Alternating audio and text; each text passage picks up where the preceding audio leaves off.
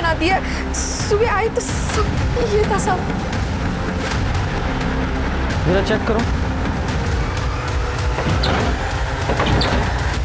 Body शायद दरवाजे के पीछे ही है। चलो खोलने का इंतजाम करो।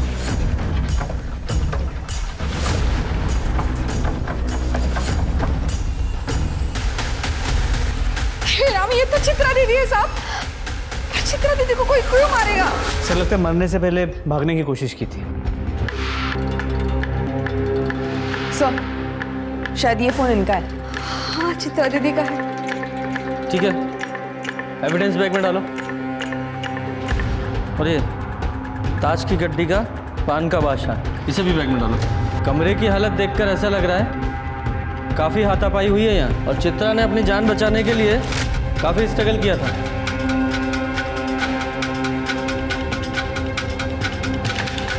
सर पेट पे कई वार है, शायद चाकू का इस्तेमाल हुआ है। ठीक है, बॉडी को पोस्टमार्टम के लिए भेजो। सर शर्मा, जितना ये ब्लड लॉस हुआ है उसे देखकर ऐसा लग रहा है घाव काफ़ी गहरा है, और हो सकता है कातिल ने घर के ही किसी बड़े चाकू का इस्तेमाल किया हो। पर सब घर में तो बड़ा चाकू है ही नहीं।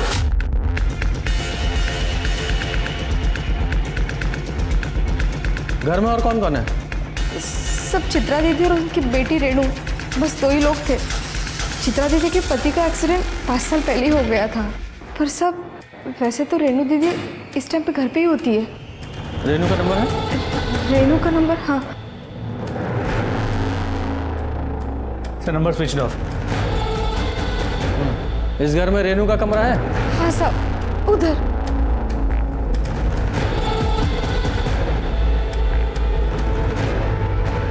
अरे बाप रे, ये रेणु के सारे कपड़े कहाँ पे गए? साहब ये पूरी अलमारी कपड़े से भरी थी साहब।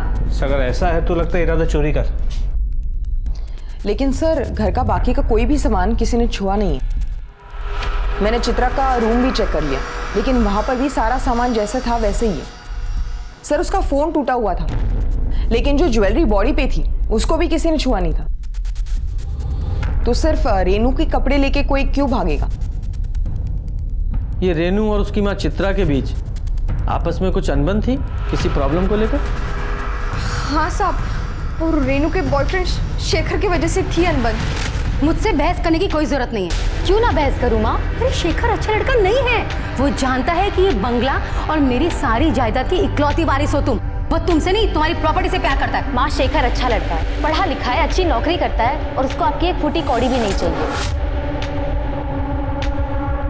और वैसे भी उसने कहा है हम शादी करके बांडा से बहुत दूर चले जाएंगे। हाँ सही कहा उसने। तुम जैसी भोली भाली लड़कियों को ही तो ऐसी शादी लड़के फंसाते हो। माँ कभी तो किसी पे भरोसा करके देखो। मैं शेखर से प्यार करती हूँ और मैं उसी से शादी करूंगी। मेरे जीते जी ऐसा कभी नहीं हो सकता, समझे तुम? मैंने फैसला कर लिया है माँ। तुम्हें शेखर का फोन नंबर या एड्रेस पता है? हमको सच में कुछ नहीं पता साहब। वो तो हमने उस दिन बात करते सुन लिया, इसलिए नाम पता चला। बाकी हमको कुछ नहीं पता साहब। सर अगर रेणु के कपड़े गायब है, हो सकता है रेणु शेखर के साथ भाग गई हो, लेकिन फिर चित्रा का मर्डर कौन कर सकता है? अरे अंदर की तरफ चलो। अरे भाई हारे चल बाहर चल। अरे काम से जा रहे हैं भैया, ऐसे घूमने नहीं जा रहे हैं। पैसा चाहिए हमें, अपना पैसा लेने आए हैं। सर ये आदमी रुकने का नाम नहीं ले रहा है। कैसे पैसे? और हो कौन तुम? हमारा नाम बाकीलाल है साहब। वो अशोकनगर के पास हमारा फेमस चाइनीज स्टॉल लगता है, बाकीलाल चाइनीज कॉर्नर। नाम तो सुने होगे सर? नहीं सुना है। खैर छोड़िए। और रात में हम आए थे यहाँ पार्सल डिलीवर करने, तो मैडम के पास 2000 का छुट्टा नहीं था। बोली सुबह आके 450 रुपये ले जाना, तो वही लेने आए साहब। बुला दीजिए ना। नहीं बुला सकते। काहे? इनमें से कौन सी मैडम थी? अरे यही तो थी। इनका खून हो गया। खून हो गया? हाँ। मोरी मैया, तब अब हमारा 450 रुपया कौन देगा? हमें हमारा काम करने दो, जाओ यहाँ से। अरे तो आप ही दे दीजिए ना साहब। गुप्ता बाहर निकालो से। अरे साहब सुबह किसी का मेहनत का पैसा है, मना नहीं करते। हमारा पूरा दिन खराब हो जाएगा। शर्मा, शेखर की पूरी कुंडली निकालो। रेणु का फोन ट्राई करते रहो। जी सर। सर रेणु का फोन स्विच ऑफ आ रहा है। उसके कॉल रिकॉर्ड्स में एक नंबर मिला है जिससे उसकी काफ़ी बातें हुआ करती थी। वो शेखर का नंबर है क्या? जी सर, उसका पूरा नाम शेखर गुप्ता है। मोबाइल रिकॉर्ड से उसका एड्रेस घनश्याम गली का मिला। हमने वहाँ जाके चेक किया तो पता चला वो घर उसने काफ़ी पहले छोड़ दिया है। नया एड्रेस किसी के पास नहीं है। तो रेणु की तरह उसका फोन भी बंद आ रहा है। जी सर। दोनों को फ़ोन ट्रैकिंग पे डालो।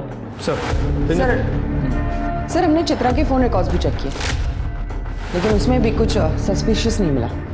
ये फिंगरप्रिंट्स का क्या हुआ? सर पार्शियल फिंगरप्रिंट्स मिले, हमारे किसी काम के नहीं है। ठीक है, उन्हें भी बाकी एविडेंस के साथ रिकॉर्ड में रखो। सर पर ये रेनू है कहाँ?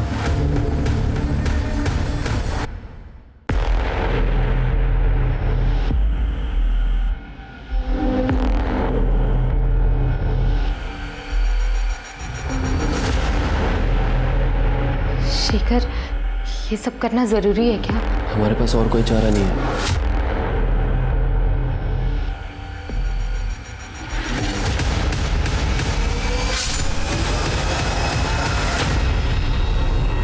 सर ऐसे वार किया गया होगा चित्रा पे, बुचर नाइफ मतलब मांस काटने वाले चाकू से 5 से 6 वार किए गए, इतने गहरे कि चाकू हड्डी तक जा पहुंचे।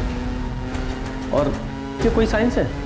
नहीं सर, क्या कोई फिजिकल एक्टिविटी नहीं हुई है। अशोकनगर मार्केट में पता करो, किसी ने हाल फिलहाल में कोई बुचर नाइफ खरीदा है क्या? सर चित्रा के नौकरानी बेला का फोन आया था, अशोकनगर में एक खून हुआ।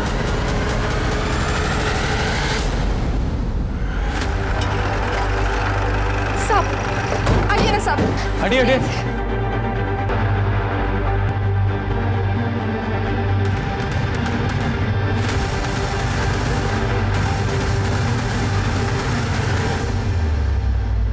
जरा चेक करो। सब हम सुबह काम के लिए घर से निकले थे तो सुधा के घर का दरवाजा खुला दिखा तो हम अंदर आए तो देखा तो सुधा खुद में लटपट पड़ी थी। ये सुधा दुबे है साहब। घर में और कौन कौन रहता है? 15 साल पहले पति ने छोड़ दिया, तब से सुधा कानपुर से ये बांडा आ गई रहने के लिए। वो अपने 2 बेटियों के साथ रहती है और टिफिन का काम करती है साहब। इतना सब कैसे जानती हैं आप? साहब हम बाजू में रहते, इसलिए सुधा के बारे में सब पता है। ओके। वो राजू को भेज दिए हम कॉलेज लड़कियों को बुलाने के लिए। तू यहाँ भी आ गया? यहाँ भी पैसे लेने आया क्या? कैसा बात करते हो साहब? तो 450 रुपये तो हमारे नसीबे में नहीं था। वो रोड के उस तरफ हमारा ठेला है चाइनीज का, और राजू हमारा असिस्टेंट है, उसी को भेजे हैं कॉलेज लड़कियों को बुलाने। यहाँ हमें सब जानते हैं साहब। क्यों बेला दीदी? वो पायल और छवि बस आते ही होंगे।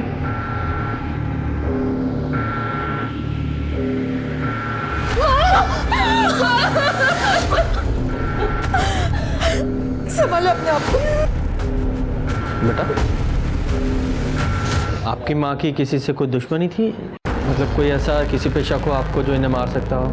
नहीं सर, माँ तो हमेशा अपने टिफिन के बिजनेस में बिजी रहती थी और जब कभी हमें समय मिलता था हम भी उनकी मदद कर देते थे। और ये ताश का पता? सर हम लोग ताश खेलते और पायल तो लोकल रमी चैंपियन है, तो शायद ये उसी ताश की गड्डी का हो। किसी से पैसों को लेकर अनबन थी क्या? हाँ सर, माँ ने एक साहूकार से 50,000 रुपये उधार लिए थे, लेकिन माँ तो कह रही थी उधार के पैसे इकट्ठे हो गए हैं। तू जाके चेक कर।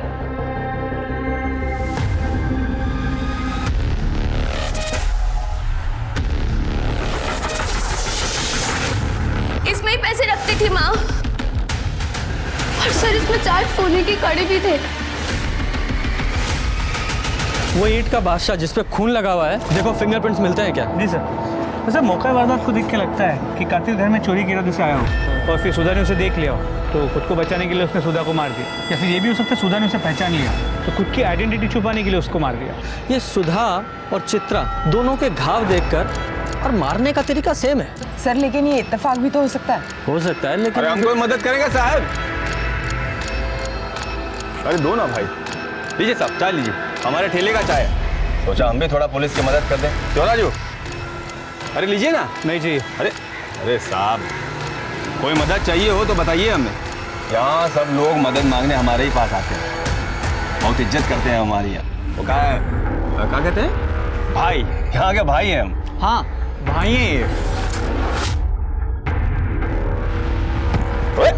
भाई है तो यहाँ का ज्यादा भाईगिरी दिखाएगा ना, सीधा हवालात में डालूंगा। हमारे काम के बीच में ये अपनी नाक घुसेड़ना बंद कर, समझा?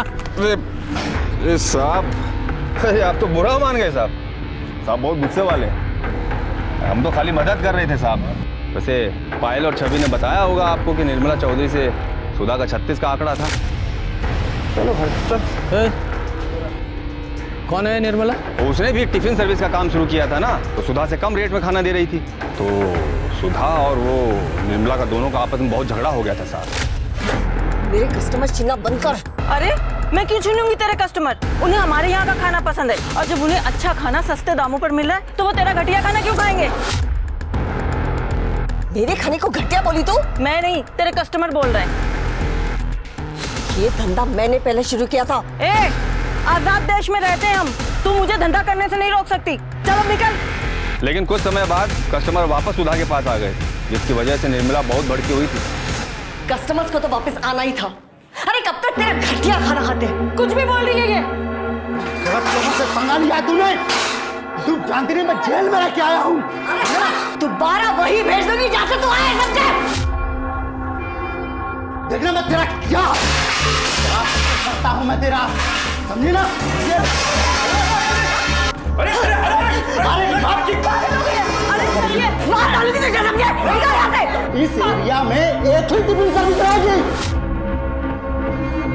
समझे तू? और वो भी हमारी। तो ये मुकेश चौधरी जेल जा चुका है? हाँ साहब, वो शाहिदपुर गांव में कोई कांड किया था, जिसके चक्कर में वो जेल गया था। उसका एड्रेस बोलो। हाँ, वो यहीं रहता है, मकान नंबर 10। 10 नंबर तो यही है। भाई साहब, ये मुकेश और निर्मला का घर यही है? हाँ यही है। पता है कहाँ गए? सर सुबह 8:30 बजे कहीं बाहर जा रहे थे। अच्छा, उसका नंबर है? हाँ है ना सर। शर्मा ले लो। सर मुकेश के नंबर को ट्रैकिंग पे डाल दिया है और शाहिदपुर पुलिस स्टेशन को मुकेश के केस की डिटेल्स हमें भेजने के लिए कह दिया। पर सर लोकल मार्केट से पता चला है हाल फिलहाल में कोई बुचर नाइफ बिकी नहीं है। तो हो सकता है कातिल ने बुचर नाइफ कहीं और से खरीदा हो, या ये भी हो सकता है उसके पास पहले से हो। ये रेनू और शेखर का क्या हुआ? सर दोनों के फोन अभी भी स्विच ऑफ, पूरे प्रदेश में अलर्ट जारी कर दिया। सर आपको क्या लगता है ये चित्रा और सुधा के कत्ल में कोई कनेक्शन है क्या? क्योंकि कोई कॉमन लिंक नजर तो नहीं आ रहा। एक लिंक है ना, बेला गौड़, जो दोनों क्राइम सीन पर मौजूद थी। वो चित्रा और सुधा दोनों को जानती है। चित्रा के घर में चोरी नहीं हुई, लेकिन सुधा के घर में चोरी हुई है। अगर ये मान भी लें कि इस बेला गौड़ ने दोनों को मारा है, तो मोटिव क्या हो सकता है? सर, बेला का मकान मालिक संजय चतुर्वेदी आपसे बात करना चाहता है। बुलाओ। सर बस्ती में हम आपसे ये बात कर नहीं पाए, लेकिन सुधा और बेला के बीच में कुछ भी ठीक नहीं था जब से वो कूड़े वाला हादसा हुआ था। कूड़े वाला हादसा मतलब? सर वो सुधा नॉनवेज पकाती है और उसका बचा हुआ जो भी गंदगी है ना, वो पंजे और हड्डी वगैरह, वो सब बाहर कूड़ेदान में डाल देती थी। और बेला को उसकी बदबू से बहुत दिक्कत होती है क्योंकि वो शाकाहारी है। सर बेला ने सुधा को कई बार बोला वो कूड़ा वहाँ से हटाने के लिए, और एक दिन कुत्तों ने वो कूड़ेदान पलट दिया और वो सारी गंदगी बेला के घर के सामने बिखर गई। तुमने तो हमारा धर्म ही भ्रष्ट कर दिया रे। ज्यादा ड्रामा करने की जरूरत नहीं है तुझे। मैंने तो सुना है तेरा बेटा आशीष चिकन तंदूरी खाता है रफीक के ठेले पे। ये सब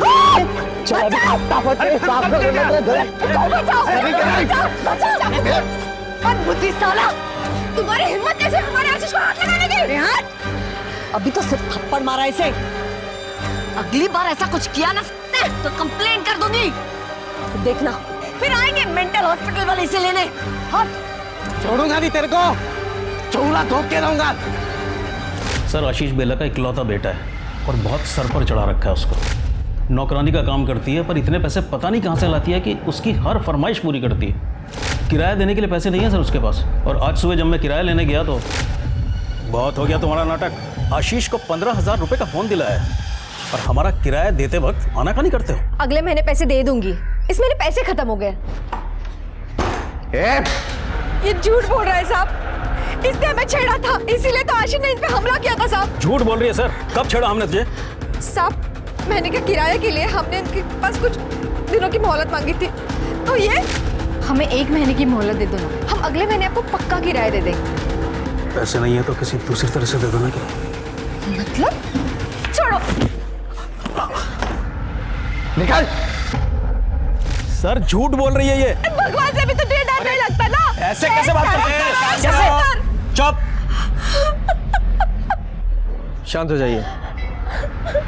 आशीष कहाँ है? आशीष नहीं है सब, वो बाहर गया। शर्मा जरा फ़ोन लगाओ उसे, नंबर दीजिए। सर आशीष घर पे नहीं है और ना ही कोई चाकू मिला। सर उसका फ़ोन रिंग हो रहा है मगर वो उठा नहीं रहा। जिस दिन सुधा का मर्डर हुआ उस सुबह आशीष कहाँ था? वो तो सो रहा था साहब। पर आप ऐसे क्यों पूछ रहे हैं साहब? साहब हमारे आशीष ने किसी का खून नहीं किया साहब, वो कभी किसी का खून नहीं करेगा साहब। तो फिर वो गायब क्यों है? जैसे ही आशीष आए पुलिस स्टेशन भेजना उसे, वरना बहुत मुसीबत बढ़ जाएगी उसकी, समझ गए?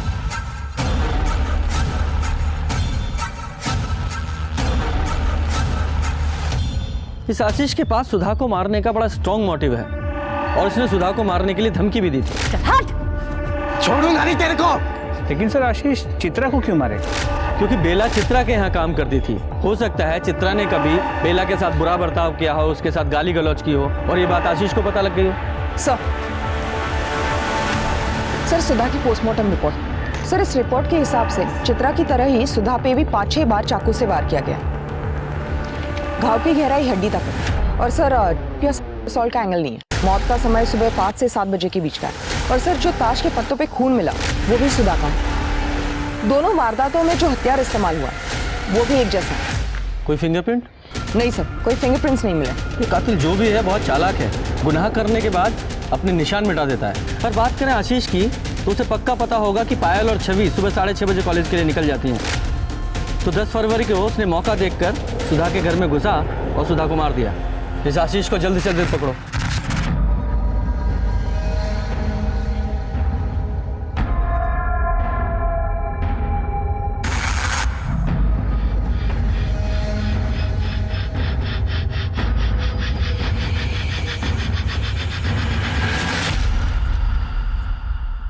ये ले, सुबह का टाइम है, चाय पी और ये बता सुधा को कैसे मारा? सर मैंने किसी को भी नहीं मारा है। फिर 10 फरवरी को तेरे फोन की लोकेशन सुधा के घर के पास की क्यों है? बोल। सर आप शायद भूल रहे, मैं सुधा आंटी के बगल में ही रहता हूँ, तो मेरी लोकेशन वही की बताएगी ना, ताजमहल की थोड़ी ना बताएगी। बहुत होशियार बन रहा तू। गुप्ता, इसे ले जाके बोरे में भरो और इतना कूटो जिसे ताजमहल नजर आना चाहिए। चल जा। सर मैं बताता हूँ, मैं बताता हूँ। बोल।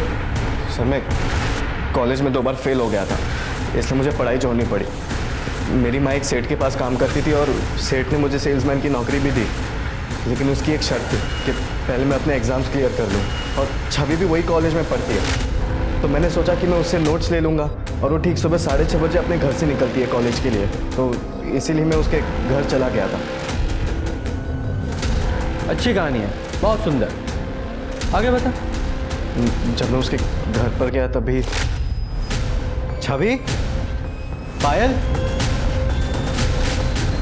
एक कहानी तुझे मैं भी सुनाता हूँ। तुझे अच्छी तरह से पता है ना कि पायल और छवि सुबह 6:30 बजे कॉलेज के लिए निकल जाती हैं। तो 10 तारीख को जब तूने देखा कि दोनों स्कूल के लिए निकल गई हैं, तो तूने उनके घर का दरवाज़ा खटखटाया और जैसे ही सुधा ने दरवाज़ा खोला तूने उन पर हमला कर दिया। तू अंदर घर में घुसा और सुधा को मार डाला और तूने उनके गहने और पैसे चुराए और भाग गया। नहीं सर, ऐसा कुछ भी नहीं हुआ सर। उस दिन हम अकेले नहीं थे, वहाँ पर और कोई भी था।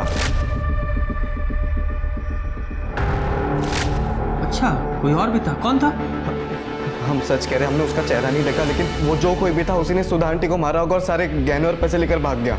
अच्छा शर्मा, अगर थोड़ी देर और ये यहाँ रहा तो कहानी में एक और ट्विस्ट डाल देगा, थोड़ा मसाला ऐड करेगा।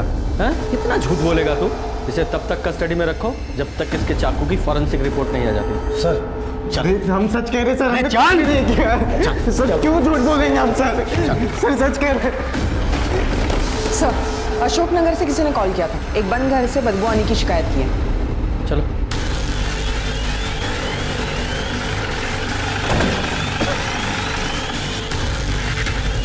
गुप्ता, ताला तोड़ो।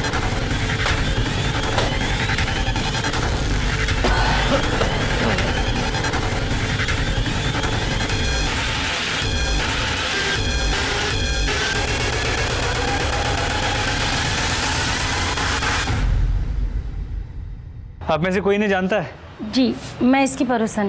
आपका नाम? वंदना साहू। इनका नाम क्या है? कल्पना। आखिरी बार कब देखा था इन्हें? ये करीबन 7-8 दिन पहले। 7-8 दिन पहले? 7-8 दिन से घर में कोई आ जा नहीं रहा है, कुछ अजीब नहीं लग रहा आप लोगों को? पिछले बार जब हम मिले तो कल्पना बता रही थी उसे बद्रीनाथ की यात्रा पर जाना है, तो हमें लगा कि वो बद्रीनाथ की यात्रा पर चली गई होगी। अच्छा, इनकी फैमिली में और कौन कौन है? एक बेटी है चांदनी। वो कहाँ है?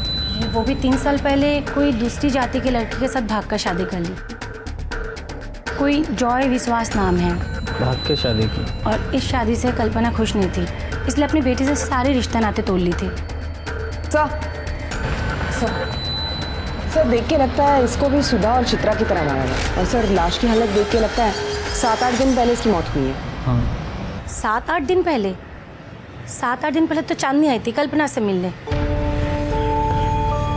वंदना, हम सोच रहे हैं कि 1-2 दिन बाद में बद्रीनाथ की यात्रा पर जाकर आए। क्या बात है, तो कब वापस आओगी?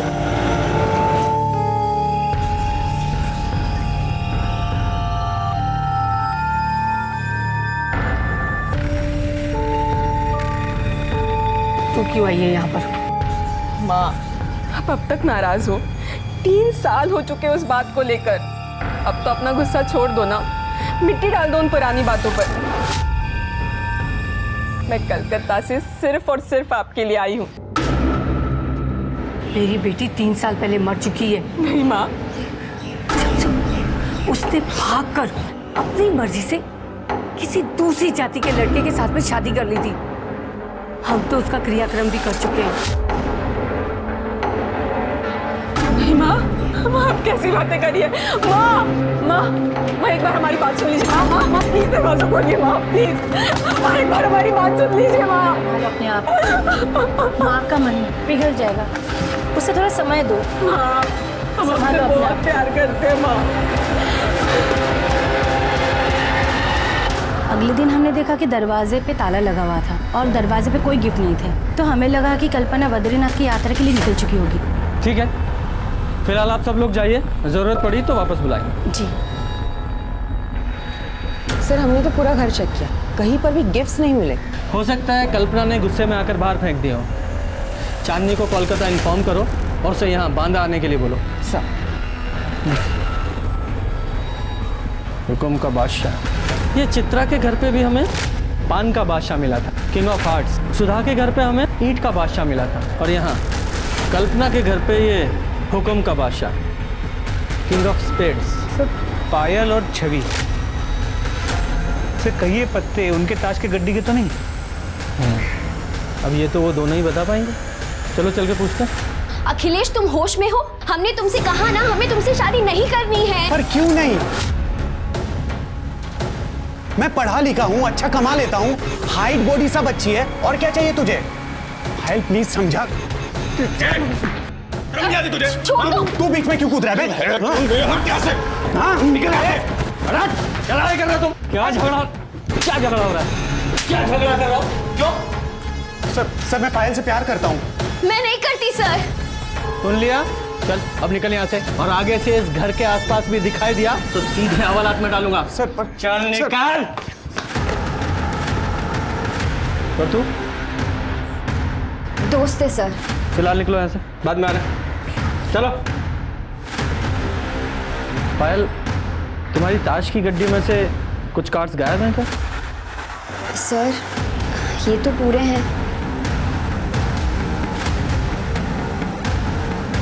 क्या कभी आशीष ने तुमसे कॉलेज के नोट्स मांगे थे? नहीं सर, कभी नहीं। और अगर वो नोट्स मांगता भी तभी मैं उसे नहीं देती। और दीदी, ये भाई ने खाना भेजा है। पैसे कितने हुए? भाई की तरफ से है, भाई ने कहा है पैसे नहीं लेना है।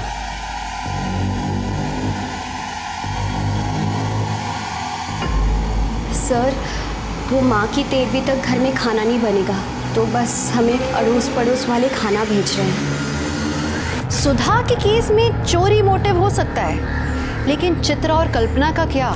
चित्रा की बेटी रेनू और शेखर भी अभी तक मिसिंग थे। आशीष को पुलिस ने अपनी कस्टडी में रखा हुआ था, तभी उन्हें 2 सस्पेक्ट्स मिल गए, निर्मला और मुकेश, जो बांदा के बाहर एक लॉज में छुपे हुए थे। बोल, 10 तारीख को तेरे फोन की लोकेशन सुधा के घर के पास की है। तो बता इसकी क्या कहानी है, बोल। बताता हूँ सर। मैं तुम्हारी है। उस दिन मैं सुबह सुबह दूध लेने के लिए जा रहा था तो मैंने देखा सुधा के घर का दरवाजा खुला हुआ है। मैंने सोचा इससे अच्छा मौका और नहीं मिलेगा उसका खाना खराब करने का, और सुधा ने सर हमारा पूरा धंधा चौपट कर दिया था, इसलिए उसका खाना बिगाड़ने के इरादे से उसके घर में घुसा था सर। कहानी तूने अच्छी सुनाई है, पर कहानी का वो हिस्सा बताना भूल गया जिसमें तूने उनके घर से पैसे और कंगन चुराए थे। कौन से कंगन? देख, हमारे पास आई विटनेस है जिसने तुझे चोरी करते हुए देखा था। आशीष ने देखा था उन्हें?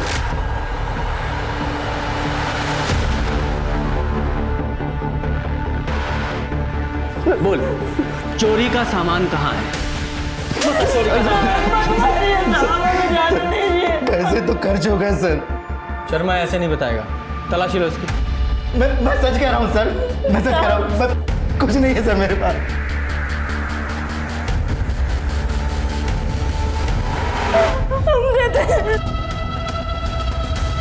हमें जाने दो साहब।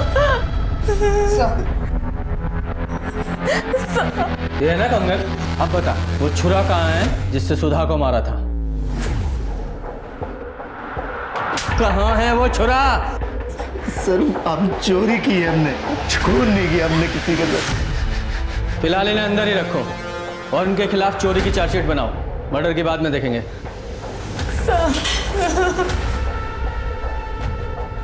और ये आशीष के चाकू की फॉरेंसिक रिपोर्ट नेगेटिव आई है ना? जी सर। फिलहाल उसे छोड़ दो। सर चांदनी विश्वास कल यहाँ पहुँच रहे हैं।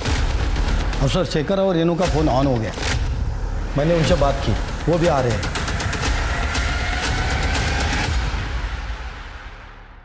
सर माँ को हमारा रिश्ता मंजूर नहीं था क्योंकि शेखर हमारी कास्ट का नहीं था। मैंने उन्हें समझाने की बहुत कोशिश की थी लेकिन वो मानी नहीं और मेरे लिए लड़का ढूंढने लगी। इसलिए मैंने और शेखर ने भागने की सोची, लेकिन मैंने सपने में भी नहीं सोचा था कि उसी दिन माँ के साथ। सर हम लोग उस दिन इंदौर भाग गए थे, वहाँ पे मेरे कुछ रिलेटिव्स थे जिन्होंने हमारी मदद की। घर से कितने बजे निकली थी? सर करीब सुबह के 5 बजे के आसपास।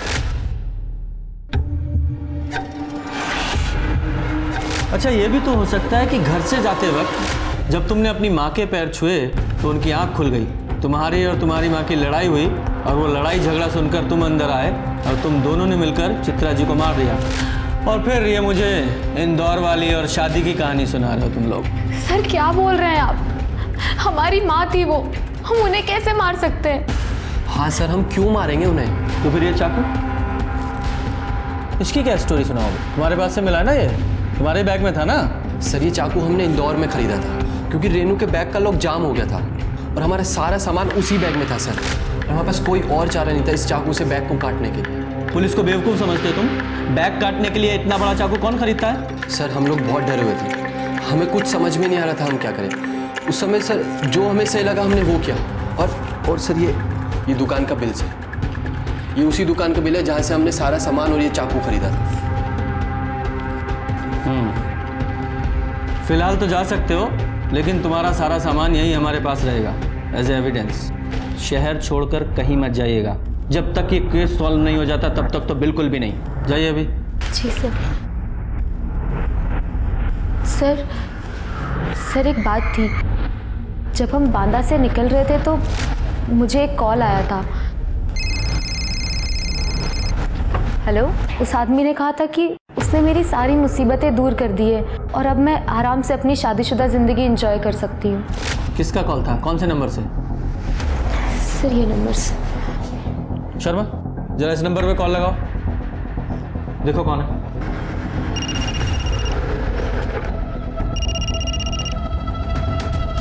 Hello, Bankelal Chinese corner.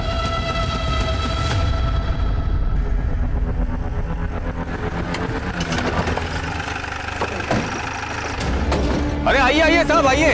अरे हक्का नूडल खाइए साहब, हमारी दुकान का बहुत फेमस है। राजू सबके लिए हक्का नूडल लगाओ। कोई हक्का नूडल नहीं चाहिए तेरा। क्या हुआ साहब? चेक करो जरा। क्या चेक कर रहे हैं साहब? रेनू चौबे को फोन करके क्या बोला तूने कि उसकी सारी मुसीबत दूर कर दी है तूने? अरे साहब हम भाई हैं ना, बोले थे ना आपको। तो इमेज बनाने के लिए इतना करना पड़ता है। भाई है तू, मतलब चित्रा को तूने मारा है ना? आप लोग क्या बात कर रहे हैं साहब? वो तो बताए ना आपको, इंप्रेशन जमाने के लिए ऐसे फोन करते थे, कब से ट्राई कर रहे थे साहब, तो सोचा थोड़ा बात हो जाएगा तो 450 रुपया भी बिल का मांग लेंगे। ऐसे बातें बना के नाम नहीं कमाया जाता। क्या ये भाईगिरी का जो नाटक करता है ना तू, उसे छोड़ और वो पायल और छवि को जो तूने पार्सल भिजवाए थे खाने के, उसी तरह के पार्सल बना और गरीबों में बांट, जब दाम ज्यादा हो जाएगा तेरा। क्या बात कर रहे हैं साहब? उसका पैसा तो गोपाल ने दे दिया था, वो बॉयफ्रेंड है ना उसका, हमें बताने के लिए मना किया तो नहीं बताया। लेकिन पायल ने हमें बताया था कि वो उसका दोस्त है। क्या बात कर रही है मैडम? अब सबको कैसे बताएगी कि उसका बॉयफ्रेंड सैंडविच वाले के यहाँ हेल्पर है? छोटा लोग को अच्छा नहीं समझते ना लोग, दुनिया बहुत खराब है। सर, हम कॉलेज के बाहर सैंडविच के स्टॉल पर अक्सर खाने जाते थे, तब हमें गोपाल से प्यार हो गया। हमने सोचा हम ये बात किसी को नहीं बताएंगे। लेकिन फिर भी तुम्हारी माँ को तुम्हारे प्यार के बारे में पता चल गया? हाँ सर, एक दिन जब हम दोनों साथ में थे तब। मेरी बेटी से दूर है, समझा? मामा, मैं इसे प्यार करती हूँ। चुप! तुझे और कोई नहीं मिला क्या? मैं टिफिन बनाती हूँ, तू क्या सैंडविच बनाएगी दिसंबर? इसीलिए कॉलेज भेजा था तुझे? तू मेरी बेटी से दूर रह, समझा? वरना काट के फेंक दूंगी तुझे। अच्छा, तो इसलिए तुमने अपनी माँ को मारने का सोचा, और इसलिए 10 फरवरी की सुबह 6:30 बजे जब तुम कॉलेज जाने के लिए निकली तो अपने घर का दरवाजा खुला छोड़ दिया ताकि ये गोपाल तुम्हारे घर में आ सके। ये घर में आया और सुधा जी को मार डाला। सैंडविच की दुकान में काम करता है ना तू? चाकू पाना तेरे लिए कौन सी बड़ी बात है? सर आप क्या बोल रहे हैं सर? हमने कुछ नहीं किया सर, हम सच बोल रहे हैं सर। तो फिर 10 फरवरी की सुबह 6:30 बजे तेरे फोन की लोकेशन पायल के घर पे क्यों है? सर वो हम कभी कभी पायल को कॉलेज तक छोड़ने जाते हैं सर। सुबह सुबह सड़कों पर कोई नहीं होता ना, तो हमें मौका मिल जाता है साथ रहने का, बस सर, और कुछ नहीं। तो इस बात का क्या प्रूफ है कि 10 तारीख की सुबह तुम दोनों साथ में थे? सर, हमारा यकीन कीजिए, उस दिन हमें छवि ने भी देखा था सर। गुप्ता सर, जब तक ये बात कंफर्म नहीं हो जाती इस गोपाल को कस्टडी में रखो। सर आप क्या बोल रहे हैं सर? सच रहे, हमने कुछ नहीं किया, यकीन कीजिए हमारा। सर, हमारा यकीन कीजिए सर, हम सच बोल रहे हैं सर। सामने विश्वास आई है। उस दिन माँ ने तो हमारा दिल ही तोड़ दिया। उन्होंने हमसे कहा कि उन्होंने हमारा क्रियाक्रम कर दिया है। हमें तो बहुत बड़ा धक्का लग गया, लेकिन सर हमने हार नहीं मानी। हम काफी देर तक दरवाजा पीटते रहे, खटखटाते रहे, लेकिन हमारी माँ ने दरवाजा नहीं खोला। फिर हमने जो तोहफे अपनी माँ के लिए लेकर आए थे वो हमने वही दरवाजे के बाहर छोड़ दिए। वो गिफ्ट्स क्या थे? सर उसमें एक छोटा प्रेशर कुकर था, इसके अलावा एक ग्लास का सेट था, और बस घर का कुछ सामान था, चम्मच वगैरह, बस इतना ही था।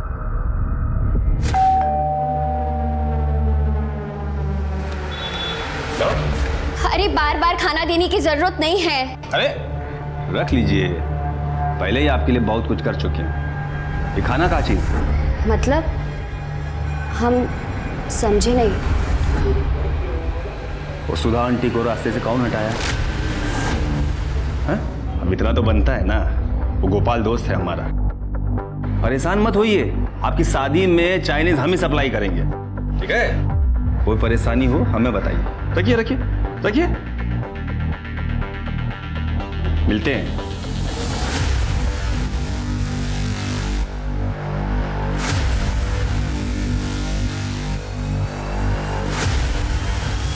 Hello, police station.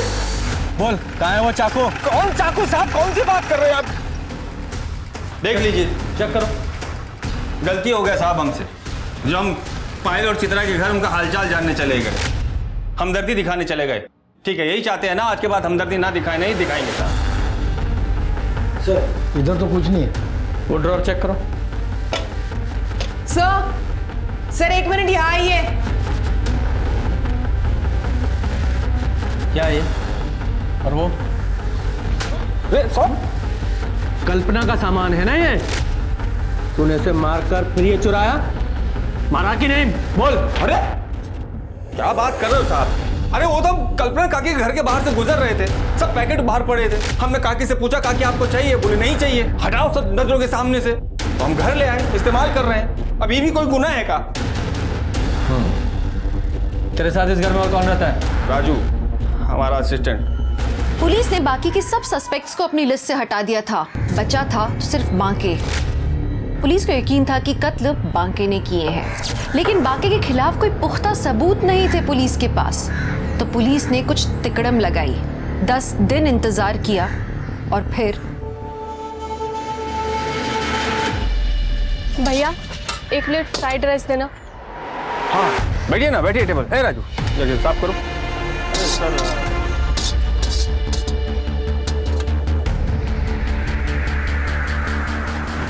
राजू जरा संभालो इसको।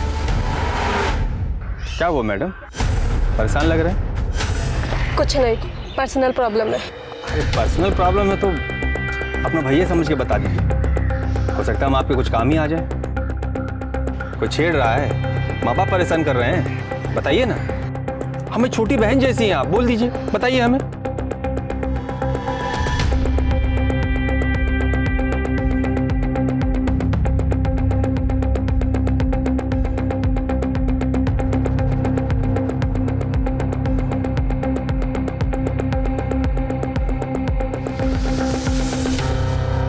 सर काम हो गया।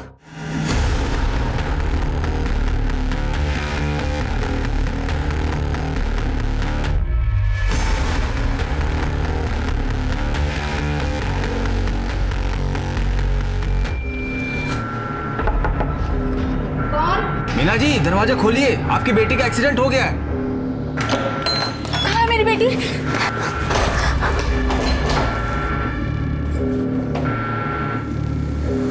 कौन हो तुम? मेरी बेटी कहाँ है? अरे तुम्हारी बेटी का ही मदद कर रहे हैं। तुम सुमन को शादी काहे नहीं करने दे रही हो उसके प्यार से? हैं?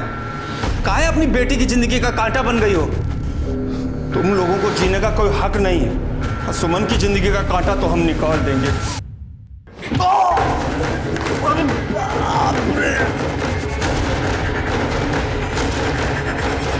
Well done ASI Meena.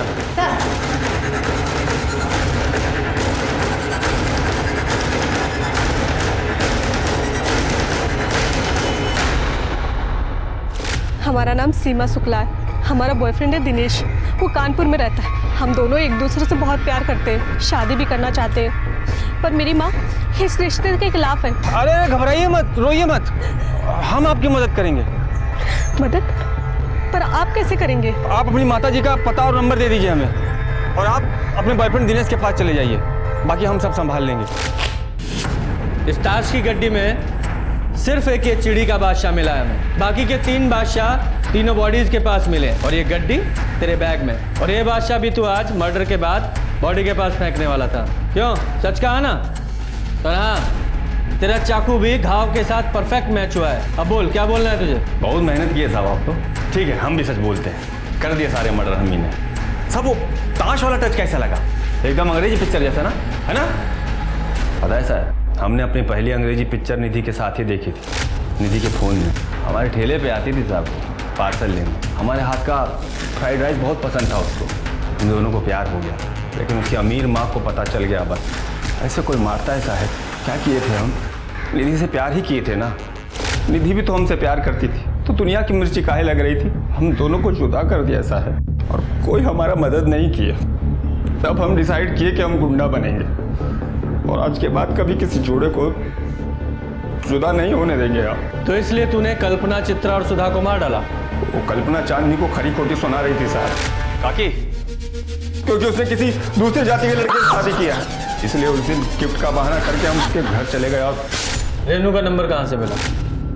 क्या साहब, अरे खाने का पार्सल के लिए दोनों अपने ही नंबर से फ़ोन करती थी, तो दोनों का नंबर हमारे पास था।